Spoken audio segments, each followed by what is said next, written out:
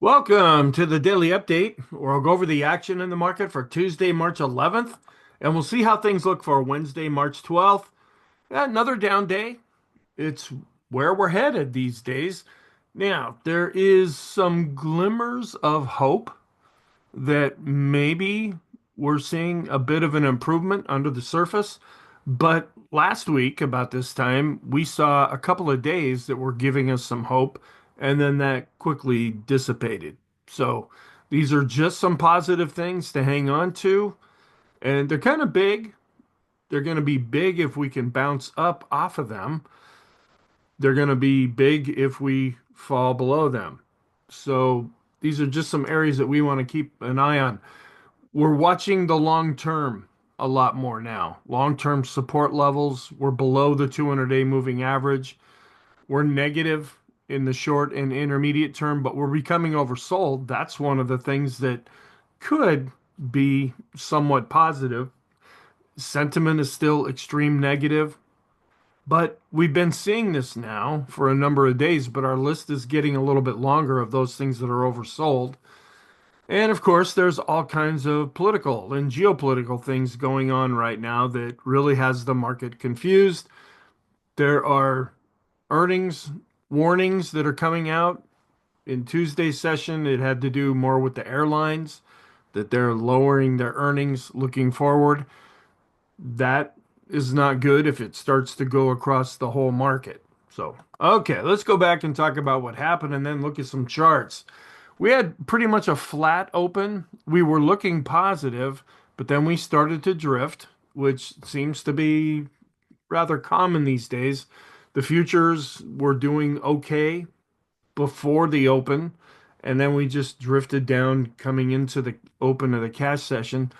And then we immediately saw a little blip up. We hit resistance at the daily pivot at 56.28, and then we declined. Then we started to fall underneath 5,600.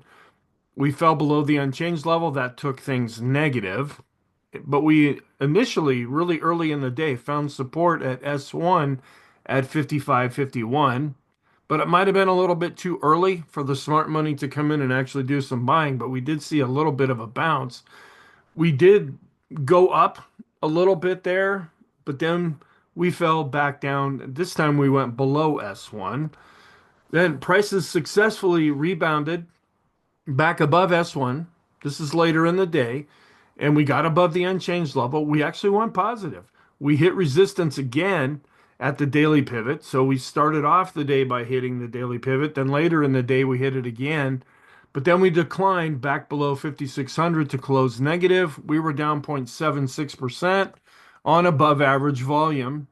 And as I said, we are negative in the short, intermediate, and kind of negative in the long term because we're below the 200-day moving average. Interest rates ended up going up, and the dollar's continuing to go down right now. But you have all these things going on. I'll hit just some bullet points here in a moment that really have the markets rattled at this time. The trade war, that's kind of what they're starting to call this now. And it's been going on since Trump came in and took office. These are producing a lot of tensions, and this is really getting a lot more intense, and it's producing growth concerns about the economy. Are we starting to see a real slowdown there? So, Canada, that has a new prime minister, they imposed a 25% tariff on exports of electricity to the US in response to the 25% tariffs on Canadian imports. Okay. Now, I just saw a headline before I started recording this. Apparently, this is back on the table and being negotiated, and they're going to meet later on in the week and see if something can be worked out with this, which is really, in my opinion, what the tariffs are all about. But behind all of that, if negotiations don't succeed, Trump says, I don't bluff. I This is what we're going to do with you. Now let's come to the table and talk about it. And if these things don't end up happening, then those tariffs are going to go in effect. And then we did get some earnings warnings from several airlines. And then mega caps and growth actually they didn't have an up day, but they held up better in Tuesday's session than they have been lately. they've been leading things more to the downside, but in Tuesday's session, they actually didn't lead things more. And that's actually showing some of our internal indicators looking a little weaker because now some of the stocks that have been holding up a little bit better, they saw a little bit more weakness. So it depends on how you look at this. Then the S&P is still at long-term support. That's a weekly chart of the S&P with pivot points there. And that pivot point on this long-term chart lasts for the whole quarter. We're right at that level right now. We dropped down below it, but we were able to come right back up to it by the time we closed. And this can be pretty significant. And I'll show you a chart later on of that.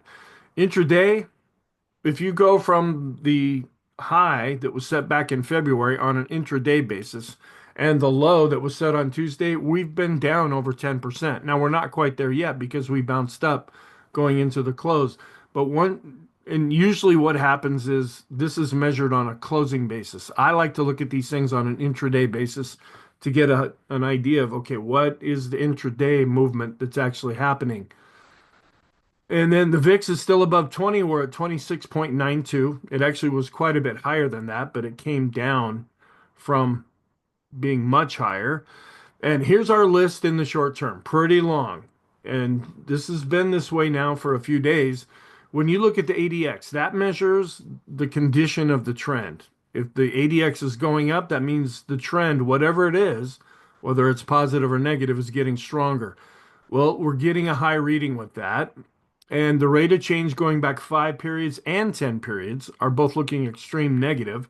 And then we have our usual indicators that if we're moving with any kind of conviction one way or the other, these indicators are on the list. And this includes the Stochc RSI, the Williams percent R, CCI based on 14 periods, another one based on 20 periods, the stochastics. Those are usually on the list. The ones that kind of come and go, well, the stochastics are there, but the standard deviation, we're down into the -3 channel. We're getting pretty severe that way. The slope oscillator is still extreme negative, but it's been on this list for a while. And then a thing called the boom indicator based on 20 periods. That measures how far away are we from the 20 period moving average. We're getting kind of far to the downside there. And so you can develop this like an oscillator to say, okay, we're getting extreme. And then another new addition to the list that's been kind of coming and going is the RSI based on 9 periods. That's short term. Also have a fairly long list here in the intermediate term. We have the rate of change going back 50 periods. Now the vortex, and I'll explain this when I get to that chart, but it's not that we're looking extreme negative. It's that we're seeing a lack of anything positive on that chart, which is getting kind of extreme in and of itself. We are far away from the 50 period moving average. The percent B indicator, that's based on Bollinger Bands. And let's see, I guess I have the rate of change 50 here. So that must be really important. And then we have the TTM Squeeze, which is a momentum oscillator, the Sean trend meter, and now the RSI, which is more intermediate term based on 14 periods. We still have a non-confirmed Hindenburg Omen. We saw the initial spike on March 3rd, and now we need to see another one by March 31st. And if that doesn't happen, then this falls off. But we haven't seen that second spike, at least yet. We haven't changed the scenario here with the Fed leaving rates unchanged. Last week, Chairperson Powell came out and said, well, I'm okay with what's going on with the economy, and no, we're not going to do anything with interest rates. So that's kind of where the Fed's at right now. The dollar was down, interest rates were up. We closed at 4.29% with the 10-year yield where we had been at 4.21% after Monday. We're still extreme. This is sentiment, and we've been down below 25 now for a while. And we were at 15 after Monday. We're at 16 after Tuesday. This is usually when we get down close to the 25 area. That means we've bottomed in the market, and we usually V bounce up out of that. It's not happening this time. We've dropped down below 25 and we're just sitting here. And we're back to even. The 10-year yield and the 3-month yield are the same, so the yield curve is back to zero. As far as our trend, we are in a negative trend. The ADX is getting stronger. I'll show you the chart of that. It's above its moving average. It's above 20. And of course, with the down day, our bias is negative and our momentum is still negative there as well. We did get the NFIB Small Business Optimism economic report that came out. It was weaker than last time. It came in at 100.7. Last time it was at 102.8. And we had the JOLTS job openings, which actually shows a little bit of strength. This is what we're really going to be keeping an eye on. We had an okay employment report last Friday. We're getting some more jobs information. On Thursday, we're going to get initial and continuing jobless claims. If that part of the economy stays pretty strong, that bodes well for us not going into a recession. If we really start to see a lot of weakness there, then that's going to make things a lot more difficult. But the job openings came in at 7.74 million, up from the 7.5 million that we saw last time. And here's a chart of these two things where optimism is coming down since December, but it's still above 100. It's still fairly positive.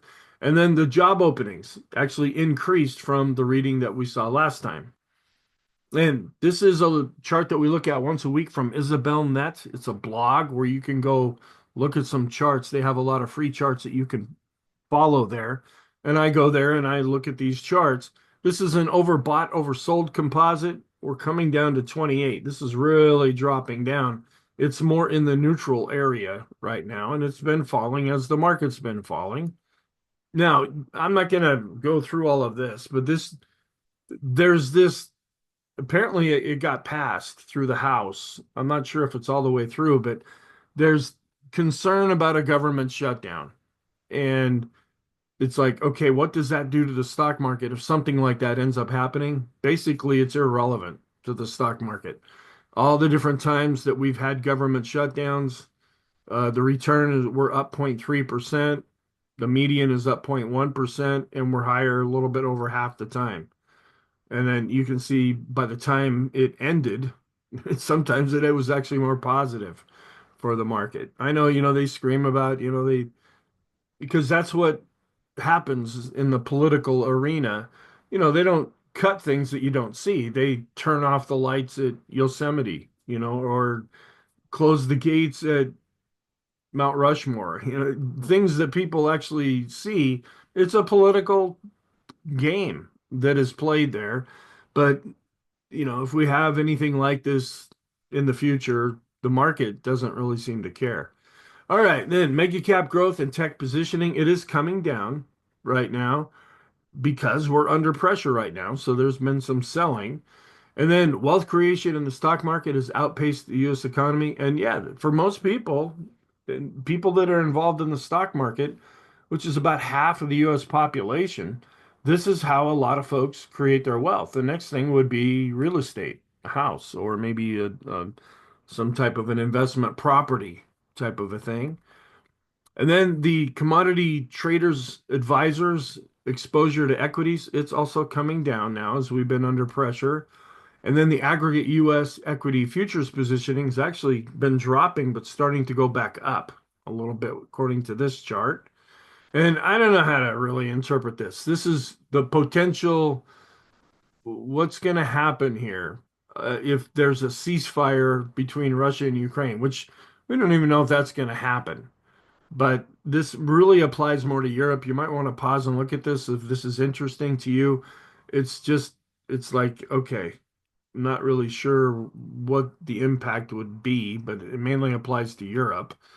And then these are based on some charts that I use a few of these charts in the weekend videos that I do, just showing different metrics for the S&P 500. Now, this is what I do look at, the 12-month forward price to earnings, and we're at 21.8.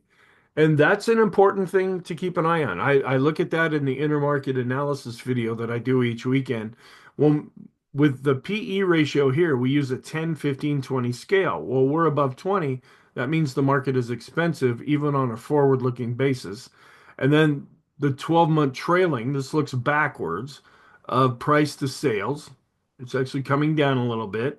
And then the 12-month trailing price to book. This is book value is, okay, what if the company had to just stop and sell everything of value all its machines, its buildings, and what would the actual on the books value be? And that's measured here, and that's actually been coming down as well. And U.S. stocks face further declines before choppy recovery. Yeah, think? Okay, yeah, it's been a little rough these days. And then I understand Twitter X was offline. It didn't seem to affect where I was at, but oh well, yeah. A lot of people were not able to connect. And this is kind of a scary thing here because after Monday, Jim Cramer, who I think is a complete bozo, you should just watch his show for entertainment purposes. I don't feel that if you do any recommendations based on what he says, learn to do your own research. You know, people love this show because he tells them what to do, but he's wrong so much of the time. And it actually gets to the point where whatever he says should be used as a contrarian indicator. And this makes, as an educator, this makes me angry that people just go out and look for answers from somebody else because I really focus on critical thinking, where I'll present the positive, the negative. That's what I try to do in this video, and then let you decide. I come to my own conclusion, but you may reach a different conclusion. And that is completely what I'm trying to do here, not just be some kind of a guru that tells you what to do. Well, a lot of people follow Kramer like he's a guru and they do what he says, but and then they're, gee, why is he wrong? Well, he after Monday, he just said, don't let Monday's sell-off scare you out of the market entirely. All right. That, could explain why we were down on Tuesday. Not that he has that much control, but whenever he's positive on something, people get nervous because he's so wrong. And when he's negative on something, that's when people tend to turn more positive. Okay, but if you watch it for entertainment, you just get a kick out of it. Hey, no problem, no harm, no foul. I've watched it a few times, enough to say, "Oh my gosh, this is," I don't know, but anyway. All right, let's look at the intraday chart. So pretty much a flat open here, and we got up almost to the daily pivot. It was acting as overhead resistance. Then we fell down to S1. And this looked like a good launching point because this is also lining up a little bit below, but getting close to some very long-term support that I'll show you here in just a moment. And it looked like maybe we had the ability to launch up off of this, but I just watching this as it was unfolding, I think it was too early in the day because remember the amateurs opened the market, the professionals closed the market, and I think they tried to take things higher too quick. And so we came back up here and it just kind of fizzled out. We dropped down, actually fell down below S2, testing again that long term support. Well, then later in the day, this is when the smart money comes in and starts to decide what they're going to do. And we did see some buying. Now, we came well off of those highs, but we came all the way back up to the daily pivot, but ended up closing down off of that. Little bit of hope in this. At least we saw some buying, but it gave back much of those gains by the time we closed.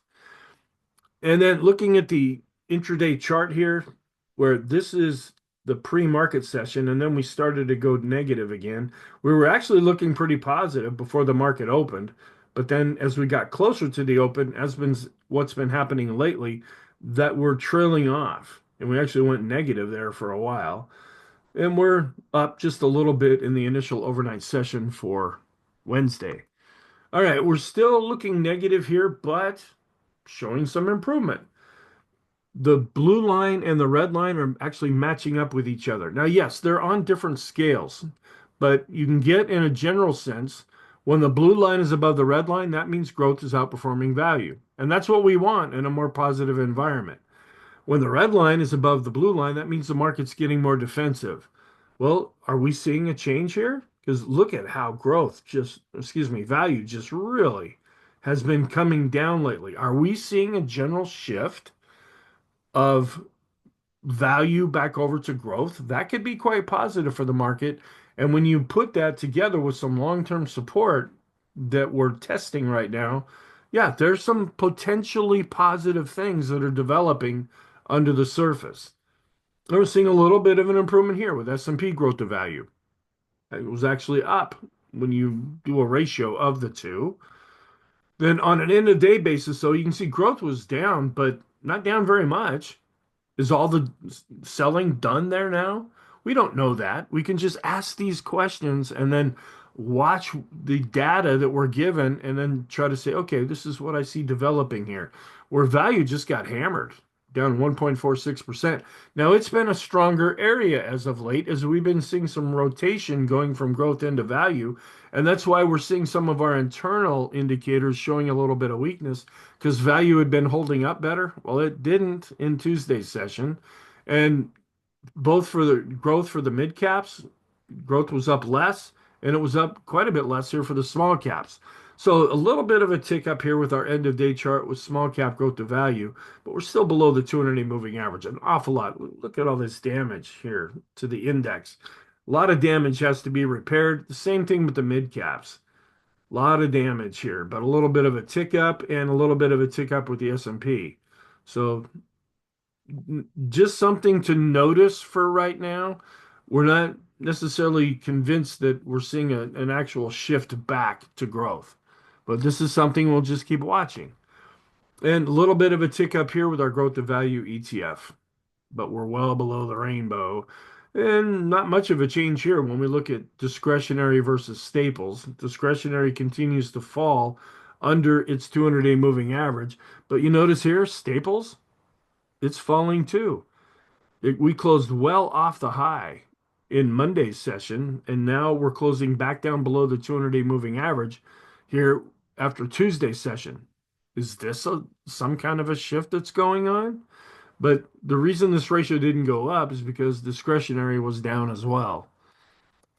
And then this is the condition of the intermediate term trend. And this is what I focus on, even though after this I show you a short-term chart. But the ADX is going up. This is the condition of the trend itself. It's getting stronger and it's above the moving average. It's above 20. The red line is above the green line here. We were flat with the red line, even though we had a down day, but this is negative. In the short term, we're getting above 40 with the ADX. That's when we start to say, maybe we're getting a little extreme with whatever this trend is, whether it's positive or negative. In this case, it's negative because the red line is above the green line here. And we're well above average with volume. And then sentiment, as far as fear, the ulcer index is continuing to go up. And we came down a little bit here with the VIX, but we're still well above 20, showing there's an awful lot of fear in the market. The VIX of the VIX also closed near the lows, but it's still giving very high readings. The momentum for the VIX is still up. This fear gauge is going up. This other fear gauge is also going up. So we're still seeing an awful lot of fear in the market. We're keeping an eye on this more for sentiment reasons, or we're still coming down when we look at the spread between risky, like junk bonds, and not risky, meaning government bonds. This is coming down, and that is showing that there's an increase in fear in the bond market. And tick back up just a little bit, but we've really been falling when we look at the risk on versus risk off ratio. And coming up a little bit, but just a little above the band here with volatility risk premium. We're not really seeing a spike there. And we saw a little bit more weakness than recently here with the advanced decline line, but we've been chopping sideways, and this has been holding up as the S&P's been coming down, and that can be value stocks have been holding up. Well, they got hit a bit in Tuesday's session, so we're seeing this coming down based on price and volume, but longer term, we're still above these advancing moving averages. A little bit below the midpoint and declining as we show a little more weakness with the advancers decliners over the last 10 days. Seeing a little bit more weakness here, more of an expansion of the new lows, the new highs here. We're going down with the 5-day and back to declining with the 10-day moving average. We're below the midpoint and declining both in the short and intermediate term with the advanced decline ratio. But we're still above the moving average with accumulation distribution. It came down. Now this is supposed to measure how far we are above or below the moving average. It's all crazy right now. So I'm just looking at the indicator itself. But we're still positive, even though it did decline. We have yet to drop below the red line here. But we're still negative with our smart money number 2 indicator. Back here, this is smart money indicator number 1. This is number 2. We're declining and the red line's going down. And we're back to turning down with the Chaikin oscillator. So our 3 smart money indicators are now negative. And the vortex going up with the red line, that's negative. This is what I'm talking about. We're dropping below this red line with a lack of buyers. So the green line's really getting extreme negative here, or that could end up being positive because maybe all the sellers will eventually run out. And we're looking a little more negative here with our advanced decline line. We've been hanging out with the S&P above this moving average. We're coming down to the moving average now, where we've already been seeing weakness with the NYC common stock, mid caps, and small caps showing a little bit more movement to the downside. We've been chopping around here below 50, so it's negative, but it really declined quite a bit more. But those stocks inside the S&P that are above their 20 period moving averages. Are we going to work our way down here to a 20 reading? That's when we use this like an oscillator where it shows that it's extreme negative. We're also declining with the 50 period moving average study. We are getting kind of back down to this previous low here with those stocks above their 100 period moving average study. And we're continuing to decline below 50 with those stocks above their 200-day moving average. And we're negative for the second day now. First time in a long time we've been below the 200-day simple moving average. Breaking more support here with the anchored moving averages here. I had been really focused on this blue, light blue line here. That held after Friday. We lost it after Monday. We continue to lose it. Now we're wondering, are we going to head all the way down to this purple line, which is anchored back to the a pretty significant low that was set in October of 2023? And then on a percentage basis, this is what I'm talking about. If you go to the all-time high that was set in February on an intraday basis, and you measure down to the intraday low that was set on Tuesday, we're now down over 10%. Now, on a closing basis, it's probably 8, 9%. So we're technically not there if you just use closing prices, but we are at that point now when you use intraday measurements. Then in the short term, we're falling a little bit more below the 200-day moving average. We're above average with volume. We're going down here with the 20, 50, and 200 period moving averages. And you can see we've just been kind of stair-stepping our way lower. Now, if we end up dropping down below these blue lines, that means that we're getting extreme negative, whether it's the short, intermediate, or long term here. And we're far away from the 20 period moving average, 50 period moving average, and we're crossing below zero here with our distance from the 200 period moving average. And we go back with the rate of change on 5 periods. Based on 5 periods, it ticked up a little bit, but we're still below this red line. That's extreme negative. The rate of change going back 10 periods is still declining and extreme negative. And 20 periods, we're starting to get an extreme negative reading here. The last time we had a reading down this far, this was the end of the world day last summer, and we were able to find some support and bounce up out of that. We're extreme negative with the Stochk RSI, Williams percent R, CCI 14 and 20. These are usually on the list, including the stochastics. We're extreme negative with the short term, intermediate short term, and the long short term. That's a further subdivision of the short term time frame. And bouncing up just a little bit here, but still quite negative with the force index. This is the condition of the short-term trend, which is still looking quite negative. We're well below the 20 period simple and exponential moving averages. We're in the -3 channel with our standard deviations chart. That's why we're extreme with this indicator right now. Balance of power coming down could be getting close to this black line, meaning that we're getting extreme negative. Really, really negative here with the purple lines with the go, no go charting system here. Still going down with the lowest low value. That's also negative. The TTM squeeze, it's getting quite extreme negative. And here's a longer term look at that same chart. This is deeper than what we've seen on this chart here. And this goes back into early 2023. So we're getting quite oversold according to the TTM squeeze. And then the rate of change 50, that's more intermediate term. This is starting to drop down below this green line. And so we're starting to see a convergence of oversold indicators, both in the short and intermediate term, but we're still moving quickly. The standard deviation is picking up the last 10 trading days where we've been moving with rather an accelerated pace. Still negative and declining with the ease of movement. Now, Mesa movement tries to measure the path of least resistance, and clearly you can see that the path of least resistance has been down. And the Arun indicator that tries to measure between buyers, green, and sellers, red, it continues to be negative and is declining.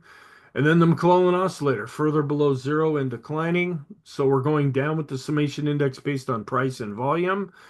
And we continue to go down with the NYSE McClellan oscillator. And so we're declining with the summation index based on price and volume here. And we're pretty much flat with the Swanland trading oscillator. I mean, we're down 0.75%, and this thing is flat, and it's actually trying to turn up just a little bit based on volume. Now, I don't count this as a primary indicator because sometimes it gives us some erroneous signals. But for this to show some signs of maybe things are looking a little bit better, we at least want to be aware of that. Not that we make decisions based on this. But the momentum clearly coming down here, and we can make a case that we're getting extreme negative with the PMO. We continue to decline, but we're still barely above zero here based on price. We've already dropped below zero based on volume, and we're coming down with the PMOs that are rising. The buy signals are going down, and the PMOs that are above zero continue to decline. Yeah, we're negative, and we're still negative. And we're negative here with the Elder's Impulse system for the S&P with the red bar. The parabolic SCR has the dots on top. That's negative.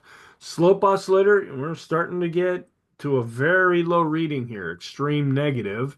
We're also starting to get extreme negative with the MACD as well.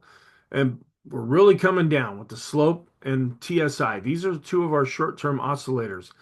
You could say we're getting extreme with the slope, possibly getting extreme with the TSI, starting to get extreme with the MACD, the PMO, and PPO. We're still just declining, but kind of getting close to extreme here with our long-term oscillators, the TRIX and KST. And we're extreme negative here with the Sean trend meter. Copy curve is negative. You could make a case that we're falling below this previous low from last summer. That's looking negative and coming down at almost to an extreme negative reading with the money flow, declining below 50 with the ultimate oscillator, below the moving average with unbalanced volume. That's negative. Now, for the last 2 days, you can clearly see here that we're closing outside of the lower Bollinger Band, but the percent B indicator, which is supposed to measure that, is not picking this up. So we're getting kind of extreme here with our percent B indicator, even though it's saying that we're not. And we're getting extreme with the RSI 14. That's more intermediate term. We're already extreme negative in the RSI short term based on 9 periods. Here's the condition of the intermediate term trend, which is clearly negative. And we're below all the moving averages here. Now, one thing we have to be aware of, the longer we stay below the 200-day moving average, if we start to bounce, this could act as overhead resistance. That's what we're going to be watching for. And then we're watching for this, the mass index, which is supposed to signal a reversal. We've had 2 out of the 3 criteria be triggered. We're waiting for the third one. That hasn't happened yet. We're also waiting for a Pring bottom fisher buy signal here that has not happened yet. It needs to go above the red line. And we were positive after Monday with the bullish percent index for the S&P. Now we're back to negative. And we're declining with the NYSE bullish percent index and the NASDAQ 100 bullish percent index. And we're falling further below the 61.8% retracement level. We actually went down and tested the 50% retracement level. And this measures from the April low, almost a year ago, to the recent all-time high. But we were able to come back and close above it. So that's a longer term support level that's holding for right now. This is the big one. This is a weekly chart of the S&P. This is a pivot point. We actually fell below that, but we're right on it. Okay, we're at 55.72. And if I look at this, this is 55.75. So we're 3 points below this pivot point right now. This is pretty significant. You can see other times, right at the end of 2021, this was big. Then in 2023, we hit this, fell back, we broke through it. This was the end of the world day right here. We hit that as support and bounced up. So the fact that this is still holding for right now, are we going to be able to bounce up off of that? That's going to be long-term positive if we do. If we really break down below this, now this is a weekly chart, so it won't finish until Friday. But if we really start breaking down below this, that's going to mean things are turning much more negative.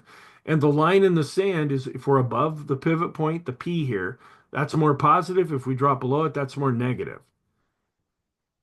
Okay, then with our different charts, when we look at the trend, we're clearly negative across the board. Heikin Ashi's going down, the Kigi chart is going down, the Renko chart is going down, the three line break is going down. We had another O drawn in here after a double bottom breakdown with the point and figure chart. That's looking more negative. Long term, showing some weakness with our 150 and 200 period moving averages. And haven't seen much of a change here. We're still negative in the short and intermediate term with all the different stock indexes that we follow. No changes here either. Commodities are still negative in the short term. Bonds are positive in the short and intermediate term based on price. The dollar is negative in the short and intermediate term. All the sectors ended up being down. With industrials, see, these are more the areas that have been holding up better. Industrials, communication, it'd be nice if that did better. That's a growth area. Staples have been coming on, but they got hammered. Healthcare, that's a defensive area. It got hammered. Now, tech was down, but it was down the least. And then you had discretionary, it was down a mere 0.98%, but better than staples. That's why we saw the charts looking a little bit better a while ago. And awful lot of red where the Nasdaq tried to bounce back up there for a while, but the S&P got below 5,600 right at the start of the day. Then we got above 17.5, 17.6. Then we reversed with the Nasdaq and went down to 17.4, 17.3. We did see discretionary have a BPI cross below 30. That's negative, but that's extreme negative, and we need discretionary to do well. That's another growth area. So if that can get really oversold at some point, maybe some buying will come back in. And the Dow, I pointed this out yesterday. We closed right at the 200-day moving average. Not now. We were down over 1%. And we're negative with the Elder's Impulse system for the diamonds. We're falling down here to this S2 level. So far, this is holding for the NASDAQ. We dropped down below it intraday, but we closed above it. And we're also holding right at this S2 pivot point on a closing basis with the NASDAQ 100. We're negative with the Elder's Impulse system for the Qs. The momentum is clearly down, and we could be getting extreme here as measured by the PPO for the momentum for the NASDAQ 100. And we're still holding up slightly above this S2 pivot point for the small caps, which has just been getting hammered with everything else. Also coming down here, looking really negative with the Russell 2000 small caps. But we've actually switched over to neutral with the Elder's Impulse system. We closed enough up off of the low from the previous day to see a little bit of strength coming in. And we broke down below this S2 point. I pointed this out in yesterday's video. We closed right here. Now we're losing more support with the mid caps. We're negative with the mid caps with the Elder's Impulse system, falling further below the 200-day moving average with the Wilshire 5000 and the total US stock ETF. These were support levels that we were watching late last week and into early this week. Well, we've lost those levels now. And the financial sector, seeing some weakness, still in a longer term uptrend, but it continues to decline. The FANG index actually bounced up a little bit here, but it's still below its 200-day moving average.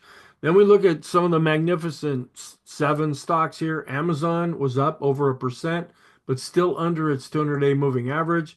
Microsoft was virtually unchanged and then a downtrend. Apple, it was down almost 3% here and below its 200-day moving average. Google down over 1%, below its 200-day moving average. Meta was up over 1% in between its 50 and 200-day moving average.